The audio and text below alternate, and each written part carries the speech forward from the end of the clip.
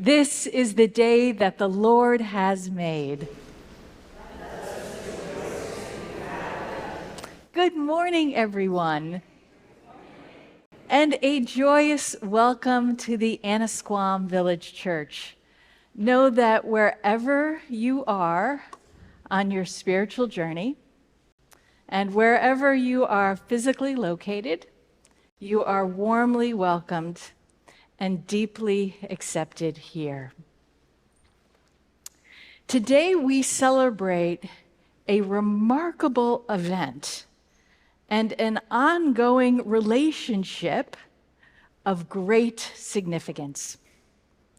In 1893, Swami Vivekananda started his journey from India to attend the Parliament of Religions in Chicago and share his perspectives as a Hindu. When he arrived in Chicago, officials denied him entrance, saying that he did not have the proper credentials. Finding Chicago expensive, Vivekananda traveled by train to Boston, and on the way he met Kate Sanborn. She eagerly contacted friends and colleagues to help Swami Vivekananda attend the Parliament. One was John Henry Wright, a Harvard professor, who was very pleased to meet the articulate, erudite monk. Wright invited Swami Vivekananda to Cape Ann, where the professor and many of you spend time in summer. So it was here at the Annisquam Village Church that Swamiji made his very first public address in the United States to speak on the customs and life of India. Wright also helped Swamiji create a curriculum vitae, an application to speak at the Parliament, which he did. The following is an excerpt from one of Swamiji's presentations at the Parliament. If there is ever to be a universal religion, it must be one whose sun will shine upon the followers of Krishna and of Christ, on saints and sinners alike, which will not be Brahmanic or Buddhistic, Christian or Mohammedan, but the sum total of all of these, and still have infinite space for development, which in its Catholicity will embrace in its infinite arms and find a place for every human being. It will be a religion which will have no place for persecution or intolerance in its polity, which will recognize divinity in every man and woman, and whose whole scope will be centered in aiding humanity to realize its own true divine nature. Today, we are thrilled to welcome our good friend, Swami Yogatmananda, our many friends from the Providence Vedanta Society, and to celebrate the historic visit to this church and the deep connection, the ongoing relationship between our two communities. So, out of curiosity, for how many of you is this your first time in the building? We welcome you. And because we are such a mixed community, I'd just like to invite you to briefly turn to someone you have yet to meet and to greet them.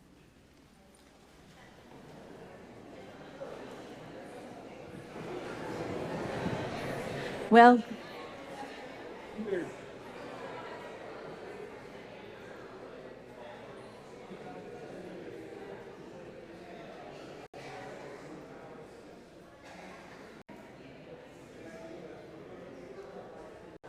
and so let's see. I know we have some of our friends, Cindy and Sylvia, who typically join us on Zoom from New Hampshire and Cape Cod. They're here in the building. Our friends Roger and Martha from Albany, they are here in the building. New friends from Texas are here in the building. Where are you from? Missouri, right part of the country, wrong state. Let's see on Zoom who might be with us today. Greetings, everyone. And so there's Reverend Windsor, who's in Toronto, Canada, Jane in Maine, Elizabeth with her mom Doris. And Elizabeth, we send you our greetings of love. And Maryland and New Hampshire. We have friends locally here on Cape Ann, Rockport, Gloucester, here in Annisquam. There's Adele in the Bronx. And so many friends joining us this morning on Zoom. We are glad that all of you are here with us. So, beloved friends, the peace and joy of the Lord be with you. And let us offer each other a sign of that peace, a namaste. Namaste.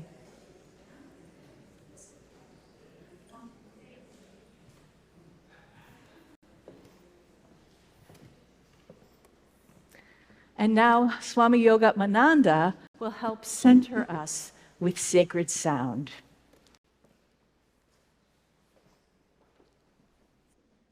Many thanks to Reverend Sue, our musician Kathleen, and then all the members present here from Annisquam Church as well as connected with Vedanta Society, and all you wonderful people attending the service on Zoom. I feel so happy to be here for a very special service organized for last some years to commemorate, as has been explained, a very special event. Very special event, because in a way it has ushered a new era of religious harmony and freedom, not only in America, but through America all over the world. And one idea here is to experience the God who is within us. And it is said that it is done. It is done through meditation. So we shall do a short meditation using the great symbol, the word symbol, Om. So Om is the summation of all sounds. Those of you who are familiar with that Apostle John's Gospel, that he says, in the beginning there was Word. The Word was with God. The Word was God. Everything that was made of this. So this word, this sound is called Om in the Vedic literature. And therefore, Sri Ramakrishna used to say that this whole gamut of scriptural wisdom is condensed in this single sound, Om. From that, everything evolves. Everything is just sound. So, please, for a minute, close your eyes.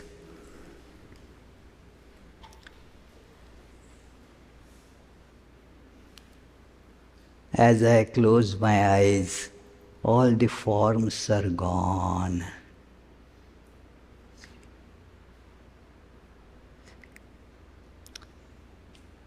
You are still hearing my sound, my voice. You are also hearing the sounds in your mind. There is sound.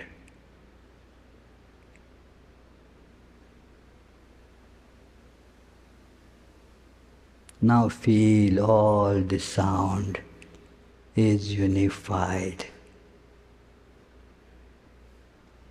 into the abstract unity behind all the changing forms, the changing forms of sound. They are contained in this abstract, primordial sound. Let us think of that. Let us feel that. That sound is like the ocean on which millions of waves rise and fall. These waves are temporary, impermanent. They rise and fall. Ocean remains.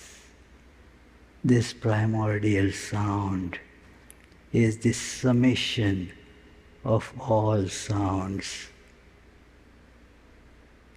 In that everything merges into timeless oneness. There is no time and space there. In that, I see I am never born. I am never to die. I am the eternal, unchanging, all-pervading presence.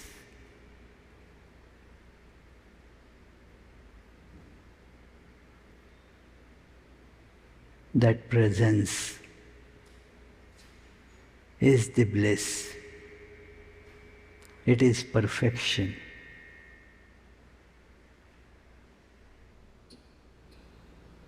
I am that.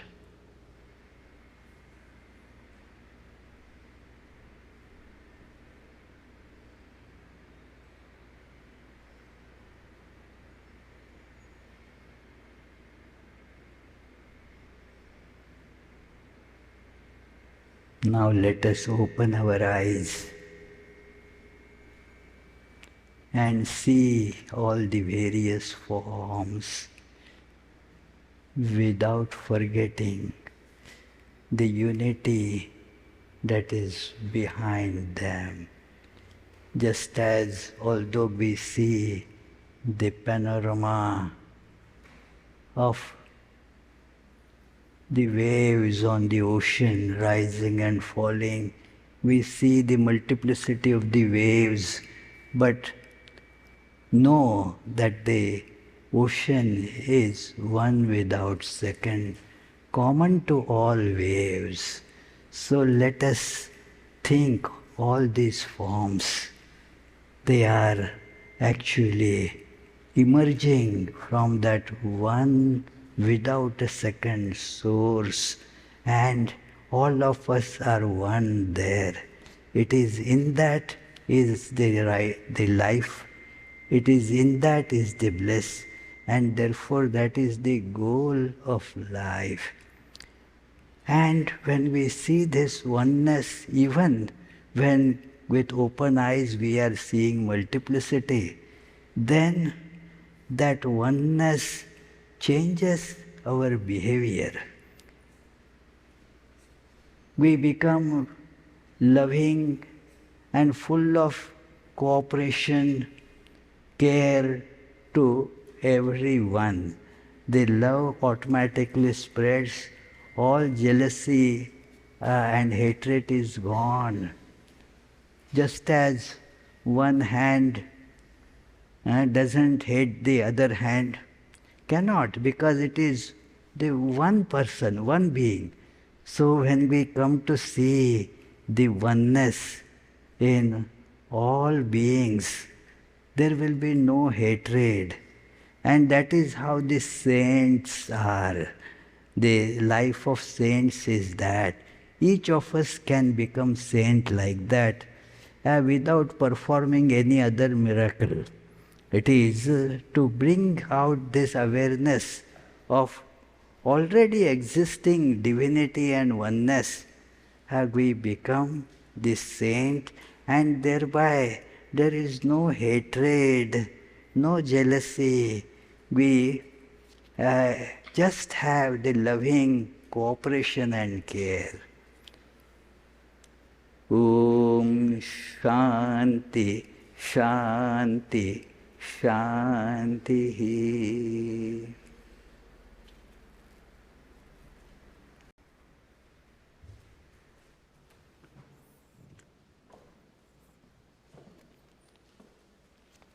Please join me in the words of our opening prayer. Your parts are in bold. Glory to you, O God, source of all being. Your Spirit finds expression at this moment in us, gathered here in a posture of prayerful openness, with listening hearts, loving spirits, and a holy wonder.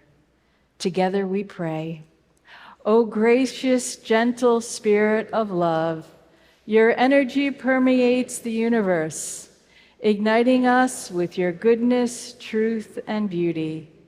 Open our minds and hearts to a deeper awareness of our interconnectedness with you, each other, and all creation. May we experience your grace and presence as we gather our hearts in prayer. Amen. And now Kathleen will lead us in our traditional opening song for this celebration. It is the mission song, and rather than stand, you are invited to remain seated and to join in with the tune.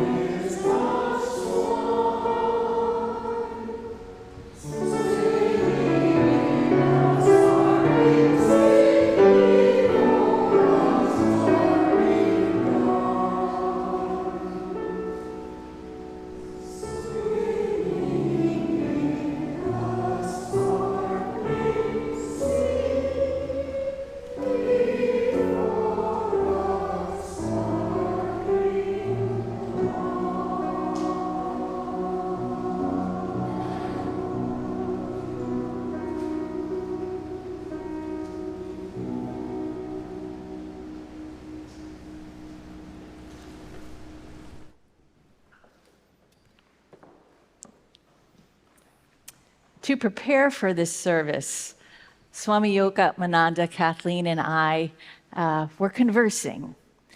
And we talked about how in this country, if I say, I practice yoga, most of us think of body postures and stretches. But in fact, the understanding of yoga in the Hindu tradition is much greater than that. And so Swami Yogatmananda has chosen this reading today. It's an edited and abridged version of thoughts written by Swami Vivekananda during his first visit to America, an answer to questions put by Western disciples. And this reading will be offered in 4 parts by Holly Clay, Lindsay Crouse, David Arsenault, Emma Sprague, and Matt White.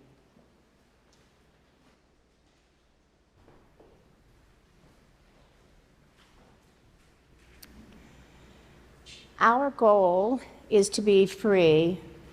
There are various ways of attaining this. These methods have the generic name of yoga, to join ourselves to our reality. These yogas, though divided into various groups, can principally be classed into 4.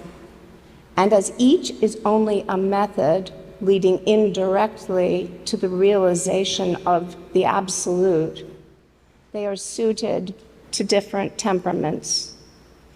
Now, it must be remembered that the Atman, our true self, is ever free, ever perfect.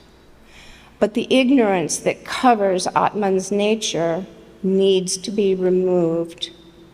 Therefore, the whole scope of all systems of yoga is to clear up this ignorance and allow the Atman to restore its own nature. The chief helps in this liberation are abhyasa and vairagya.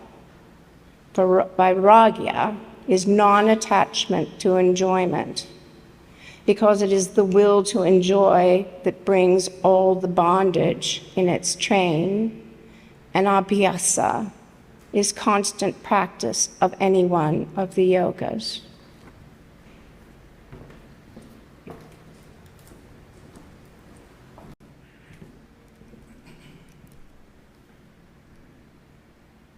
Karma yoga is purifying the mind by means of work. Now, karma belongs only to the body or the mind, never to the Atman, self.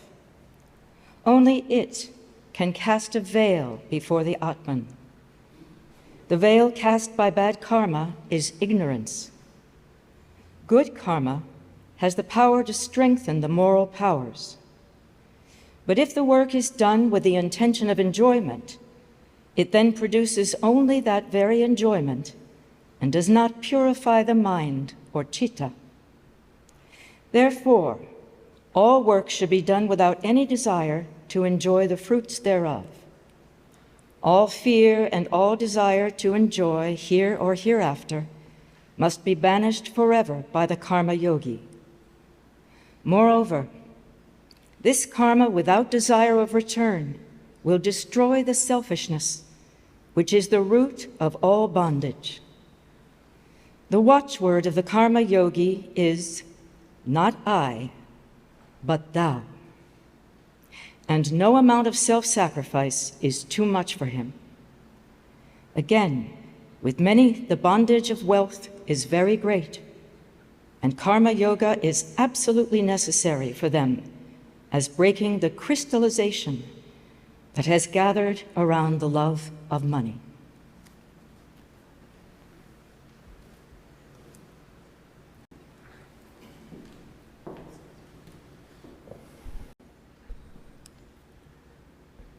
Next is Bhakti Yoga. Bhakti, or worship, or love in some form or other, is the easiest, pleasantest, and most natural way of man. Love is the natural impetus of the union in the human heart. And though itself a great cause of misery, properly directed towards the proper object, It brings deliverance. The object of bhakti is God. The lower forms of worship, which embody the idea of God as a judge or punisher or someone to be obeyed through fear, do not deserve to be called love, although they are forms of worship gradually expanding into higher forms. We will illustrate love by a triangle, of which the first angle at the base is fearlessness. Love banishes all fear. The second angle is that love never asks, never begs. The third, or the apex, is that love loves for the sake of love itself. Even the idea of object vanishes. Love is the only form in which love is loved. This is the highest abstraction and the same as the absolute.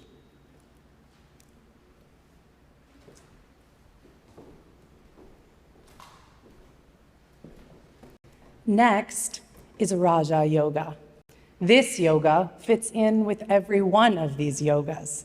It fits inquirers of all classes, with or without belief, and it is the real instrument of religious inquiry.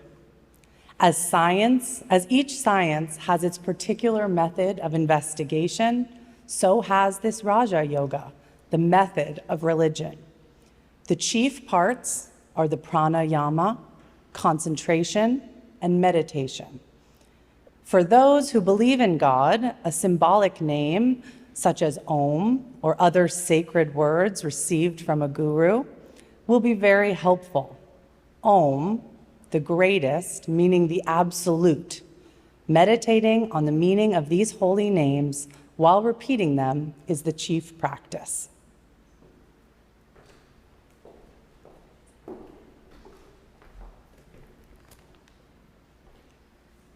Next is Jnana Yoga.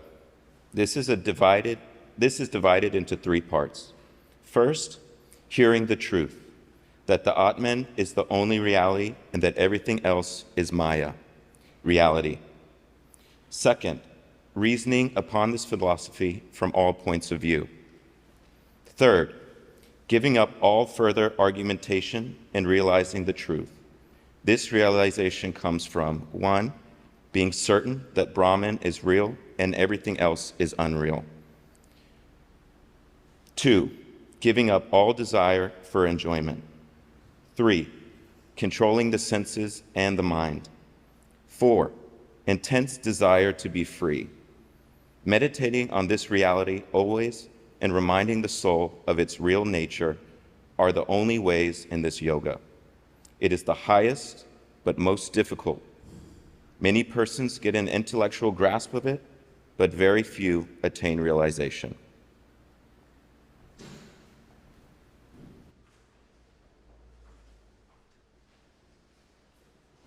It was a nice, inspiring.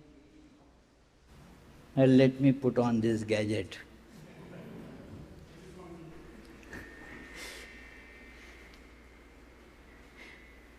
During Vivekananda's times, these gadgets were not there, but yet people were able to hear a much bigger audience, and the orators also were accustomed to throw their voice like that. Now with these gadgets being prevalent, we lost that ability of voice. So if it is not there, we will not be able to hear much. So anyway, so the readings were very nice and clear about the practical aspect of religion. Whatever religion you may think of, it has this practical aspect which is most essential, because we all want to be practical. We do not want to be just either in the dreamland or just thinking about various things theoretically. We all want to be practical in life. So therefore, there may be very complex theological literature. There may be verbose doctrinal theses, but then after reading them, a few may understand, most will not. And those few who understand, they also actually do not get anything if they do not try to put it in practice. So this is the part of religion which is called yoga. Yoga means actualization of the ideal in one's life. A very small aspect of it nowadays gets the name of yoga, means having various these physical postures. That is good and conducive to our health, agreed.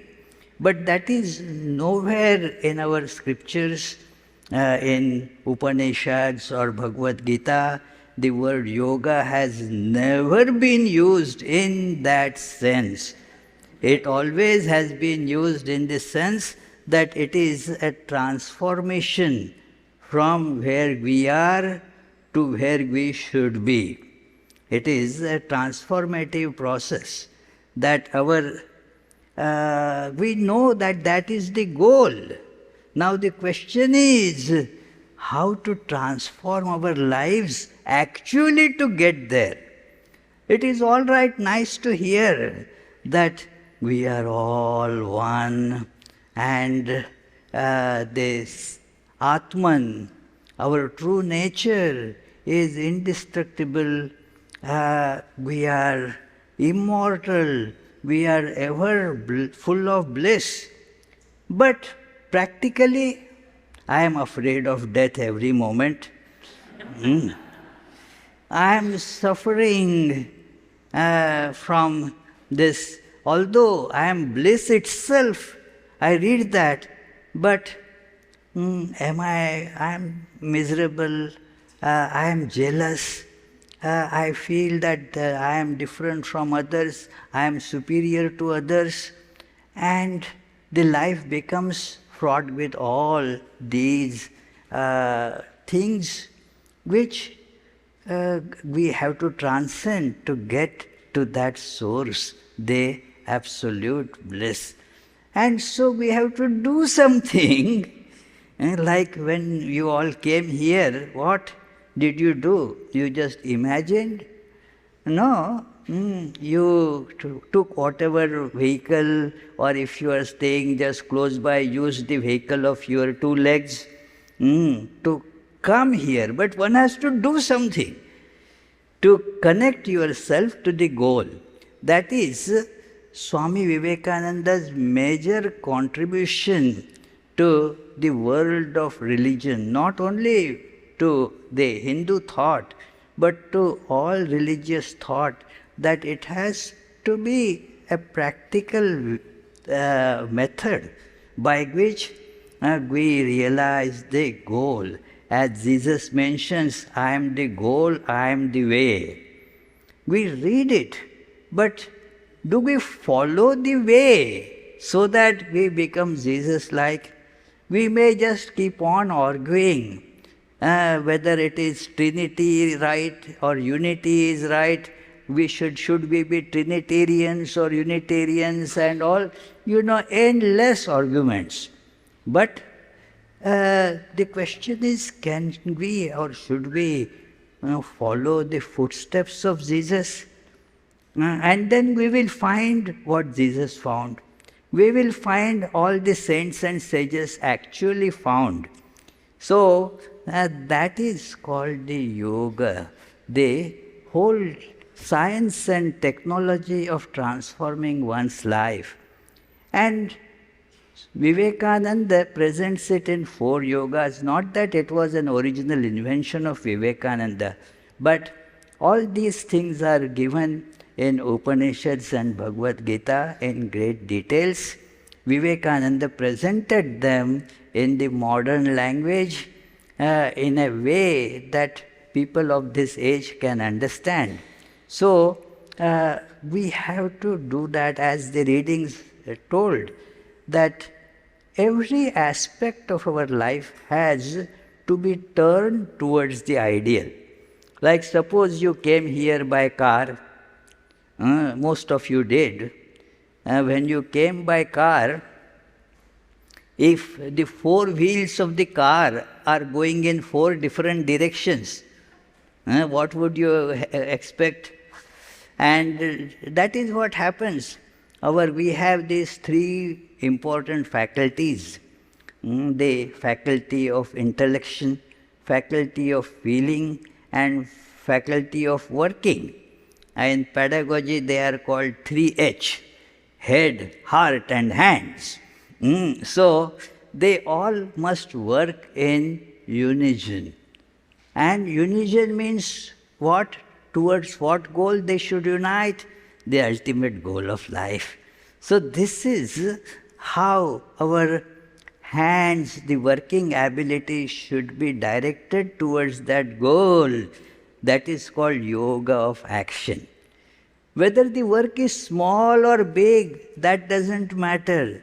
The work is to be done with that idea that by doing this work, I will march towards that ideal. And what is that? We read that it is to be done without getting caught in the work. It's a challenge that to do the work with full 100% involvement, but without getting caught in the work. We should have the freedom to do the work, and when the work is done, get separated from it. The problem is we start doing something and we get caught in it, we get attached in it, and thus suffer.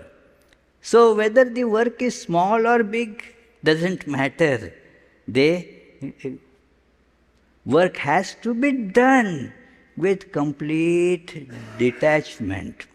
Means detachment doesn't mean that we should be like the wall which doesn't get attached to anything. No, we should have 100% attachment.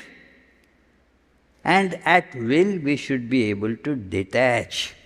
It is not that we are to become insensitive. Please don't get me wrong.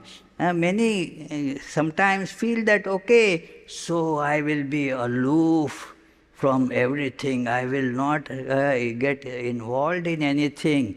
Even if the people around me are suffering, I will be in my room in Rivera. That's it. I will not bother about anything. I will not do any work.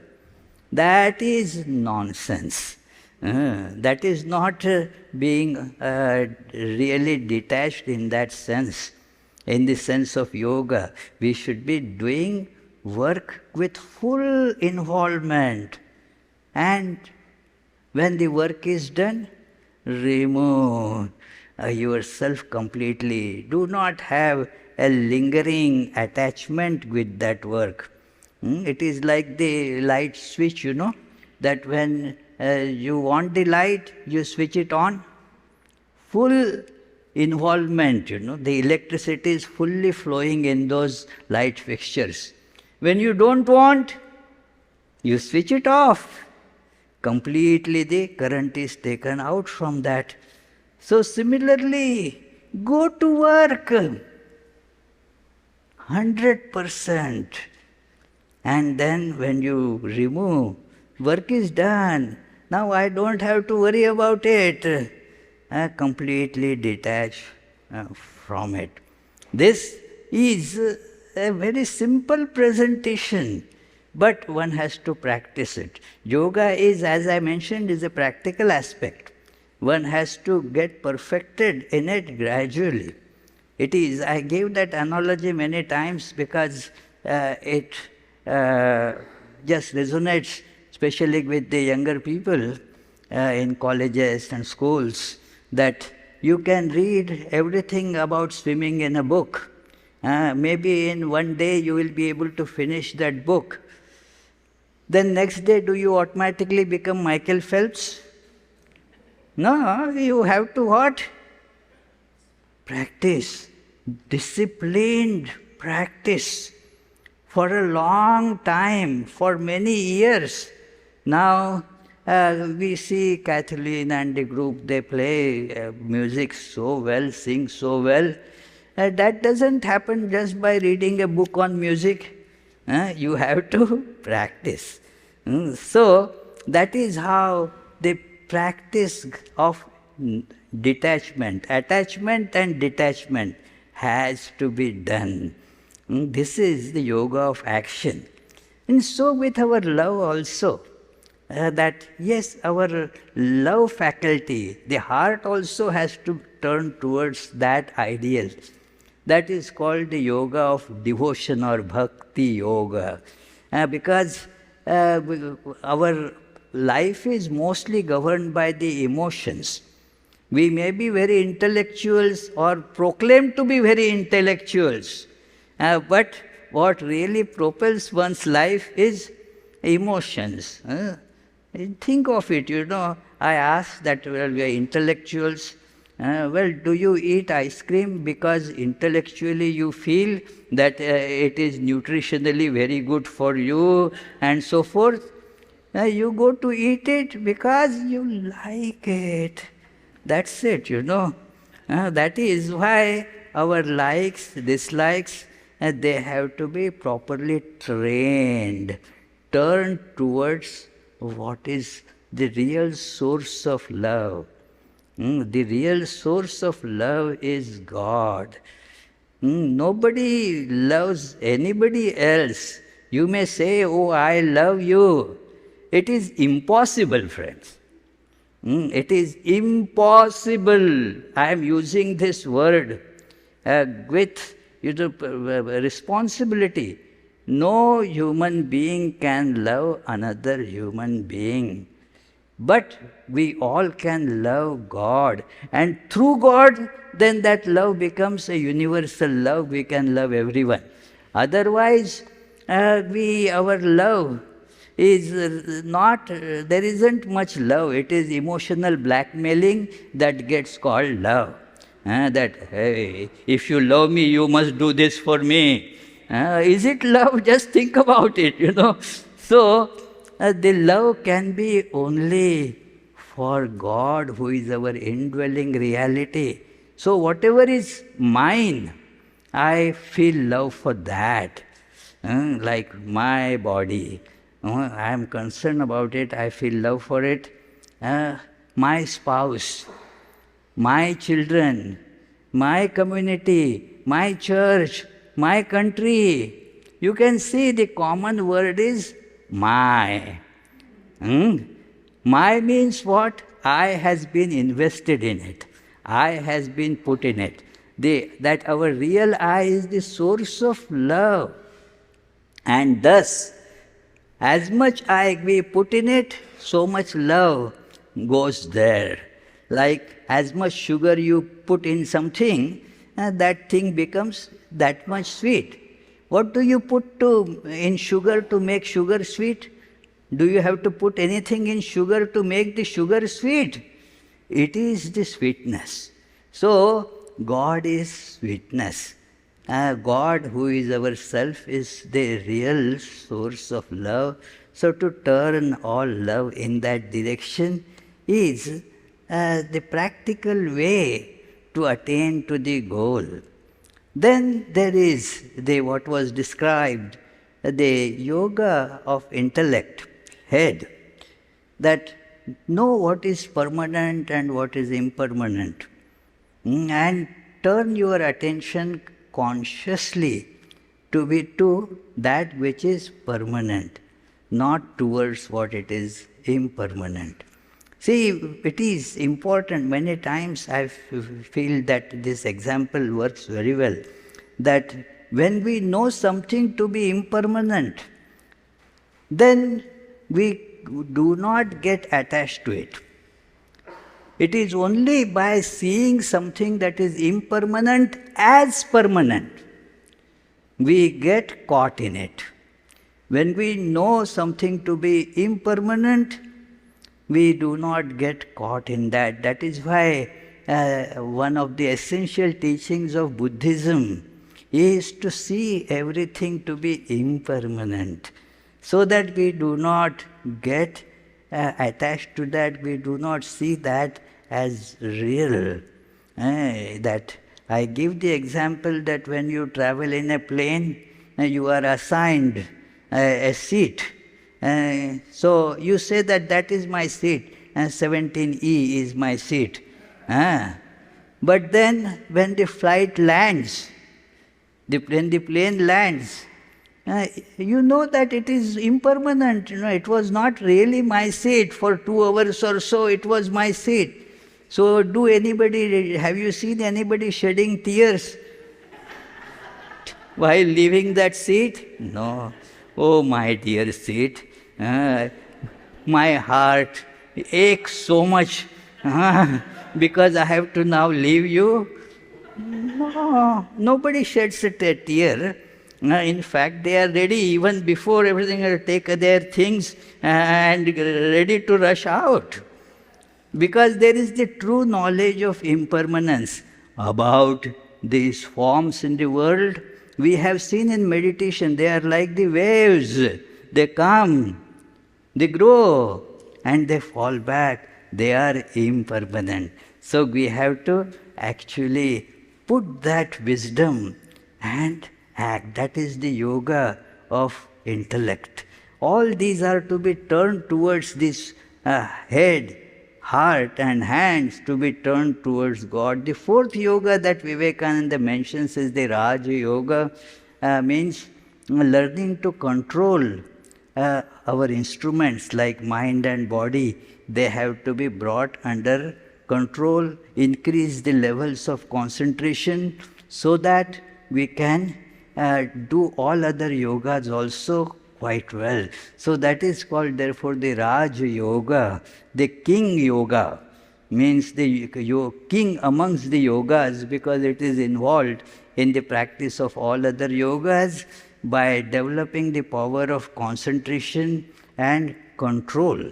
So, friends, on this very auspicious day when we are thinking of Vivekananda, let us remember these great teachings.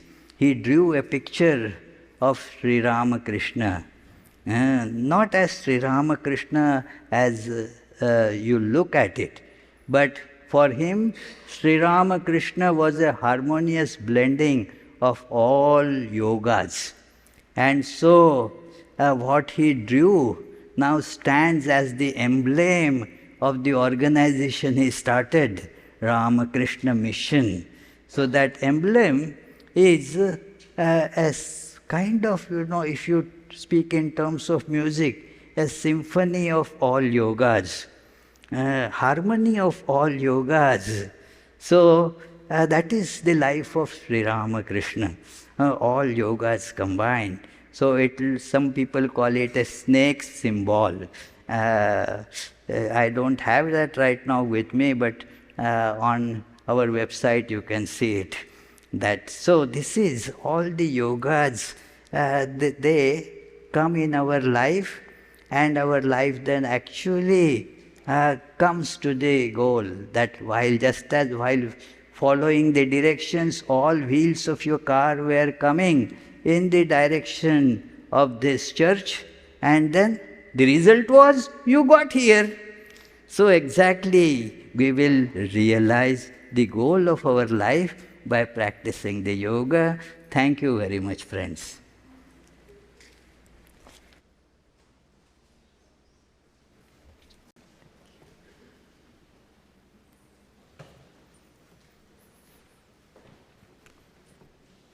We welcome a special song from our friends of the Vedanta Society.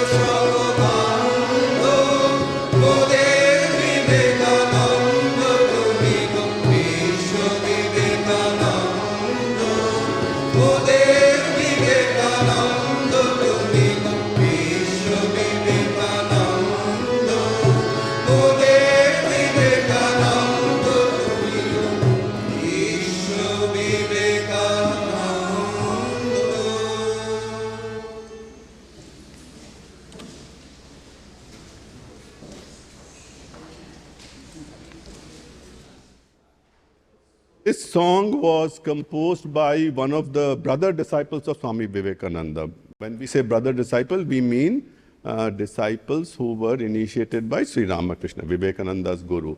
So in this song, the brother disciple is, of course, singing the praises of Vivekananda, tracing his journey through from India through to this country and all.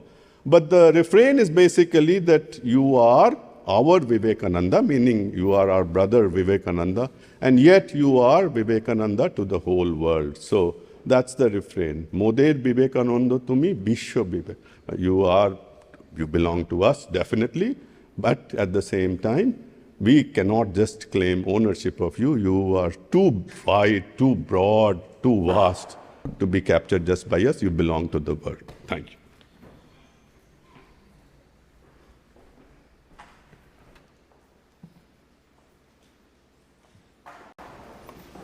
Swami Yogatmananda and dear friends, such a blessing that we can all be together today, in spite of the terrible weather, that we are creating a sanctuary of safety and peace here. So I am no scholar of Swami Vivekananda or Hinduism, though I hold the greatest respect for this spiritual lineage. As a Christian, when I listen to Swami Vivekananda's and Swami Yogatmananda's words, I hear echoes of my own tradition. Echoes like these words from St. Paul. For freedom, Christ has set us free. Stand firm, therefore, and do not submit again to a yoke of slavery.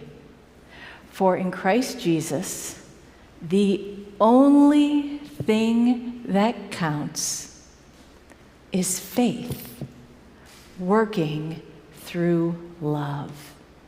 The only thing that counts is faith working through love.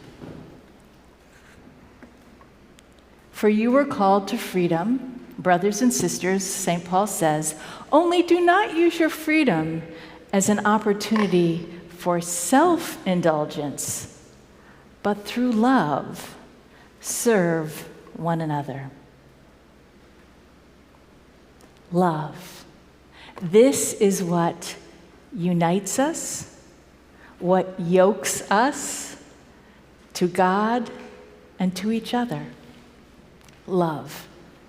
Whether one is Hindu, Christian, Jewish, Muslim, Buddhist, spiritual but not religious, or anything else, our spiritual practices, though they may differ in form, are valuable to the extent that they help us show up in this beautiful and broken world as the presence of love. Okay, I'm just making sure you are set. Okay. So when I hear the words of Swami Vivekananda, the apex is that love.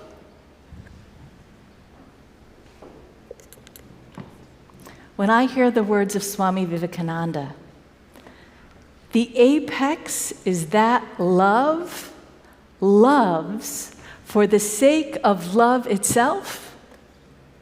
I see Christ, that love that loves for the sake of love itself. Jesus was asked by the most learned scholars of his day, which commandment of the law is the greatest? And in response, he offered the teaching that is at the foundation of the Judeo-Christian heritage. You shall love the Lord your God with all your heart, and with all your soul, and with all your mind. This is the greatest and first commandment, and a second is like it. You shall love your neighbor as yourself. Love is what Jesus taught, not only in words, but with his life, his death, and his resurrection. And just like Swami Vivekananda does not belong to one people, so may I just ask you, wait for one moment. Okay, thank you. We're going to have a meditation too, so on this. Thank you. So love does not belong to one religious tradition or another.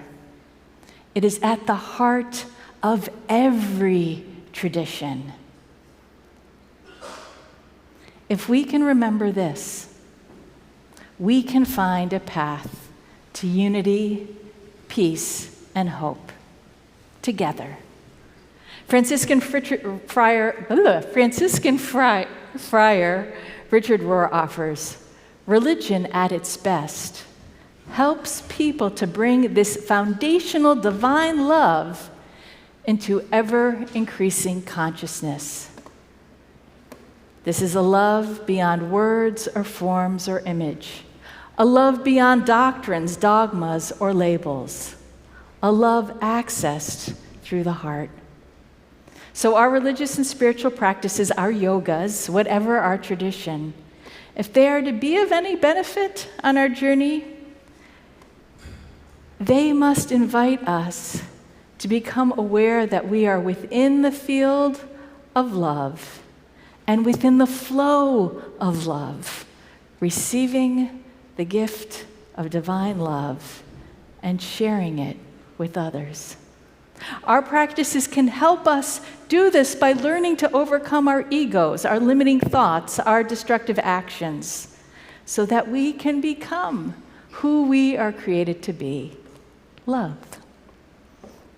So, because loving energy is something we can actually experience together, whatever our tradition, you are invited to join me in a brief guided meditation.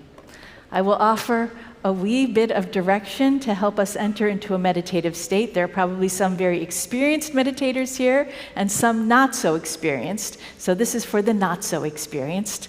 So I invite you to follow with me as you're comfortable doing so. So please sit up tall with your spine straight, your shoulders relaxed, and your chest open. Close your eyes and inhale, bringing your palms together. Lightly press the knuckles of your thumbs into the sternum at the level of your heart. Begin to breathe slowly, smoothly, and deeply from the belly and the chest. Become aware of the feeling of your heart beating within you. Breathing slowly and deeply, feel your chest as it rises and falls. And if you wish, you might place your hands over your heart as you breathe. Now visualize your heart where the gift of God's love within you resides. Open, spacious, beautiful. See this love within your heart as a radiant light emanating from your heart out into the world. Allow this light, this love, to be directed to the person or persons sitting closest to you. See it gently touching any hurting or broken places within the people who are near you.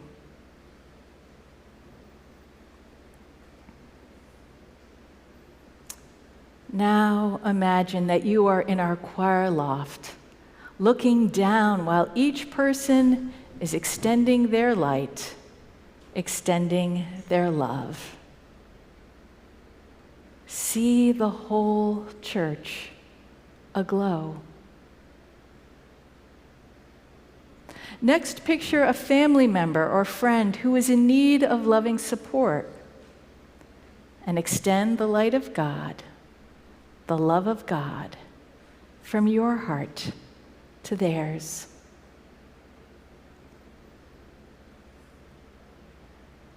As everyone in this church and on Zoom is extending the love within their hearts at the same time, visualize how more and more of Cape Ann and beyond is filled with loving energy. Now prayerfully send this divine love from your heart to neighboring places and states. Perhaps you might send it to Vermont or to people in harm's way across the country. Share this light prayerfully with the people, animals, and the natural world, anyone who may be in harm's way.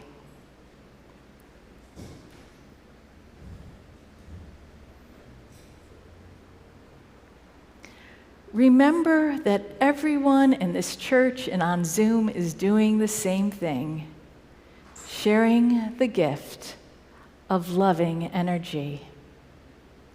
And with your mind's eye, watch as the whole country is filled with light. Now send this divine light beyond the borders, across the seas, and witness the whole earth filled with divine love.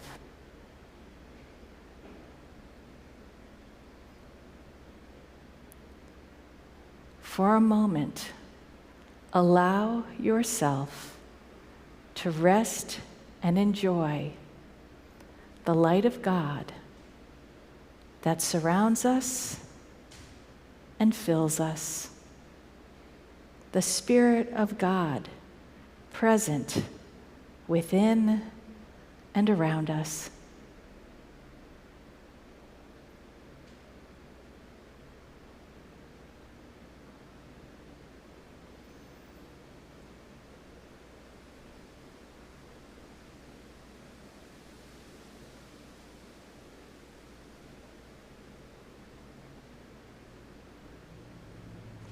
Our meditation has ended, and when you are ready, please open your eyes.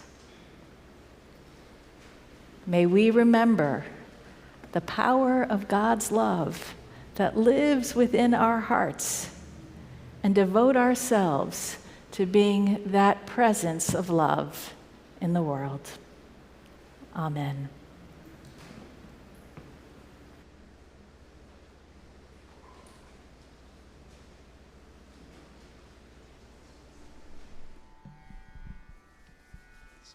Good morning. Really grateful to be here, to be able to play for you some Indian classical music. This is a sitar. With me is Rajesh playing tabla. So I'll play a brief improvisation at the beginning. Rag Desh. And then a short composition. I'd like to say it was through Swami Vivekananda's teachings that I first was introduced to Indian philosophy and thought and spirituality, and which led me to go to India and to study music eventually. So I have a lot of gratitude to be here, to be able to play for you. Thank you.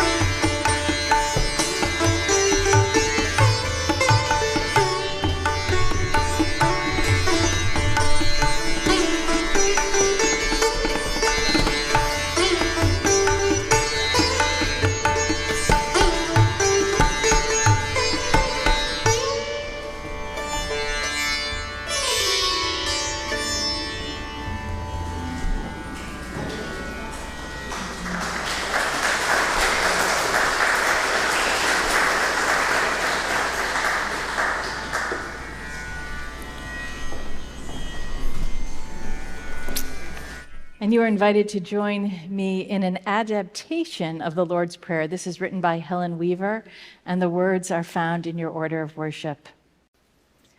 Almighty God, who are mother and father to us all, look upon your planet Earth divided. Help us to know that we are all your children, that all nations belong to one great family, and all our religions lead to you. Multiply our prayers in every land until the whole earth becomes your congregation, united in your love. Sustain our vision of a peaceful future and give us strength to work unceasingly to make that vision real. Amen. And now I'm delighted to invite Hannah, who was here with us last year too.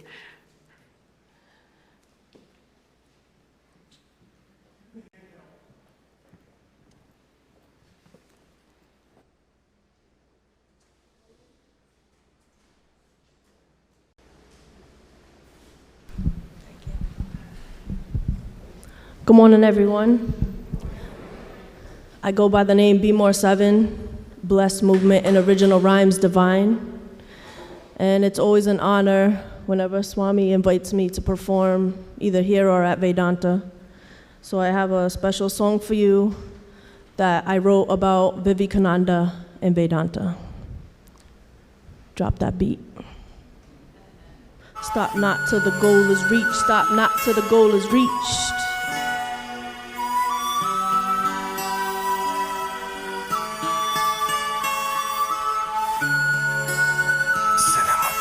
Vedanta, all paths lead to same truth, searching for unity in everything that we do. Truth is one, destiny, fate, we cannot escape, so we camouflage to not break. Satchidananda, Vivekananda, the mind is an instrument, don't let it wander. The world is one, not better or worse, merging into oneness as the strength of the earth. Have faith in yourself, if no one else, cause others always let you down, but God will help bring you back up. God's will is in control, even when we think we are, we're really stuck in a mode. Realize that every soul connects perfectly. Knowledge is finding unity in diversity. We should put our minds on things, not draw our minds to them. Don't force concentration, meditate on Zen. Vision, perception, perspective, illusion, shifting appearances, forming confusion. You can turn it up a little bit. And you will never die. The soul is beyond life and death in the sky. Vision, perception, perspective, illusion, shifting appearances, forming confusion. You were never born and you will never die. The soul is beyond life and death or the sky. It will take tremendous vigilance and perseverance to know but little of that which is within you. Knowledge is but only harmonized experience. Just take a look around, cause all is continuous. Change, rearrange. When things get strange, let go or get caged. The powers of the mind are like rays of light dissipated, but when they are concentrated, they will illumine and all will be concentrated. This is our only true means of knowledge. The cosmic energy, seeds grow to flowers, cycles infinite. Akasha, pranayam, so many differences, it's hard to get along. That's why we need to rely on truth to stay strong. Vivekananda teaches lessons that can't go wrong, teaching the religion of fearlessness. Vision, perception. Can you turn that up a little bit? Shifting appearances, forming confusion. You were never born and you will never die. The soul is beyond life and death or the sky. Vision, perception, perspective, illusion, shifting appearances, forming confusion. You were never born and you will never die. The soul is beyond life and death or the sky.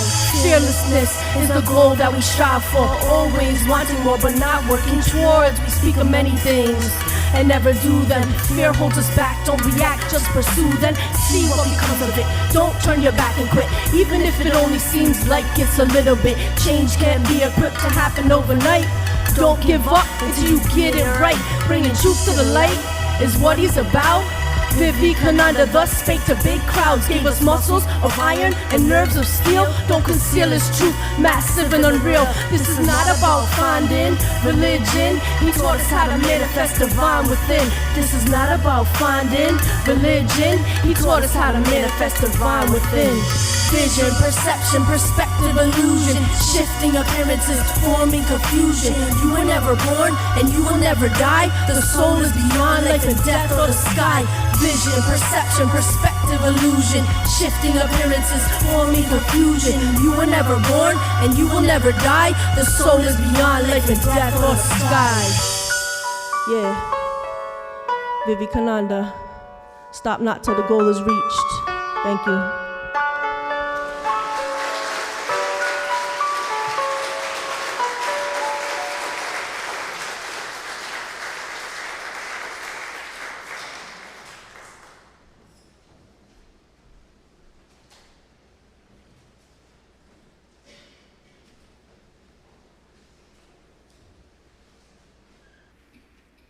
It is such a joy, friends, to be here in this very, very special service. And so many have contributed to make this such a grand, joyous, spiritually illuminating experience. And so to express my gratefulness, now the question is where to begin, So many have contributed in that, right from, to begin with. Okay, let us begin with Reverend Sue, who took the initiative, and then after some back and forth, we zeroed on this date. She said that although she is going on a vacation, I think tomorrow, isn't it? And next week. So it is, she took out this precious time from her all different assignments at the church, and very meticulously organized every single item in this service. Then there is our Kathleen, who is the musician, but not just a musician in the church. She has been a connector between Vedanta and this church for a long time. The different pastors came in, but she remained, So she is the stable connector, and she has performed this mission song here and even at our Vedanta Society several times with the choir. She prepares them so well and performs that. This is a very important song, giving how Vivekananda came to this country, although there is no name of Vivekananda in that, but yet it is so feelingfully composed. So thank you. And she played a very nice prelude, too. That also is a song of Divine Mother that we play, yes. Then I contacted earlier about Mahesh Patel, our friend, who brings lot of Indian food for the lunch. It is inside the church. You have the intellectual, those muscles, they come into work, they get some satisfaction, but then your guts also need, So very lovingly, Mahesh and his wife Geeta, they prepare the food themselves and bring here. So many thanks, Mahesh and Geeta, for this wonderful service. Then in between, our Kathleen had been telling me, what happened to that sitarist? We didn't have a sitar performance here for a long time from your side. I said, okay. And then as the Providence willed, I was talking to Rajesh, the one who played Tabla today. He had come to Providence to, accompany in another concert. And he suggested a sitar player that he knows and plays very well. I said, wow, it will be very nice if we can give some sitar performance for that. He agreed, and thus we have this sitar performance. And the readers, they were so wonderful. Every piece was read with such emphasis, force, that carries the thought in us. It is not that if the reading is not done in a nice way, it doesn't carry the message. But it was done so beautifully. All the 4 yogas were given through these words in an excellent way. And all the members here, those who do lot of the background work, behind the stage work to make this happen, my gratitude goes to all of them, all the members of the Vedanta Society, members of this wonderful church. They deserve all the gratitude for this wonderful service today, and my prayers to end that may this continue in this manner, inspiring us, and we will move gradually forward in the direction of the ultimate illumination. Om Asatu Ma Sadgamaya Tamaso Ma Jyotirgamaya Mrityormam Amritam Gamaya. Om Shanti Shanti Shanti. Lead us from the unreal to the real, from darkness of ignorance to the light of knowledge, and from this limited mortal existence to the ultimate immortal existence. Oh, I forgot to mention our henna. Wonderful rap music. A very special, Vedanta rap is I think she is unique in providing Vedanta rap. In the whole universe, she is unique. So, thank you, Henna. Thank you. So, that's it from my side. Now there will be some more singing. Yeah, thank you. And let us all thank Swami Yogatmananda.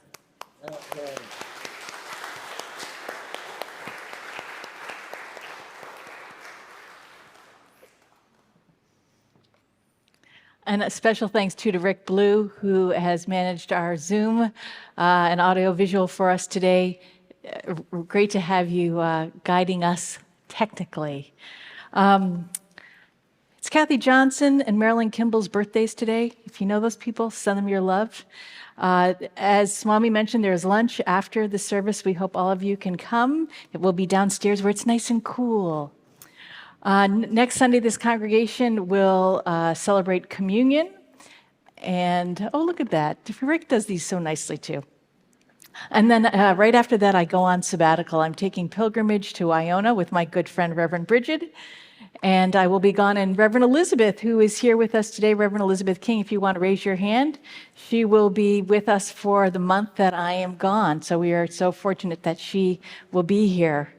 Seafair is coming up, rain or shine, Saturday, July 29th. There's details in the program about that. Karen Guerin, if you'd raise your hand. She still needs help with the children's games. And you can read the rest of the announcements. Oh, isn't that great? Look at that. You may have noticed we didn't take a collection today, but there will be a plate on your way out if you wish to make an offering. Our closing hymn is Namaste. Please rise, and singers, you may take your places.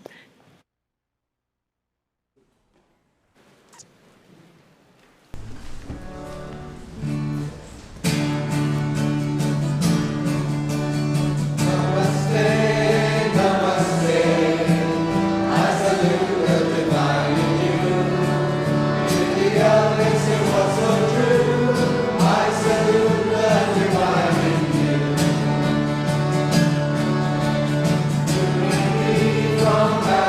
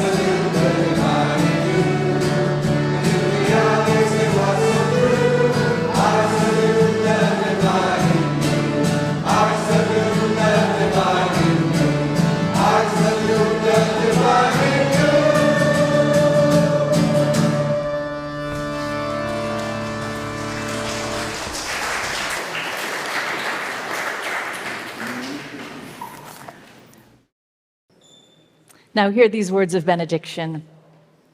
May divine love, which overcomes all differences, heals all wounds, puts to flight all fears, reconciles all who are separated, and unites all who have open hearts. May this divine love radiate from this gathering and reach where it is most needed. We make this prayer in the name of God, who is love. Amen.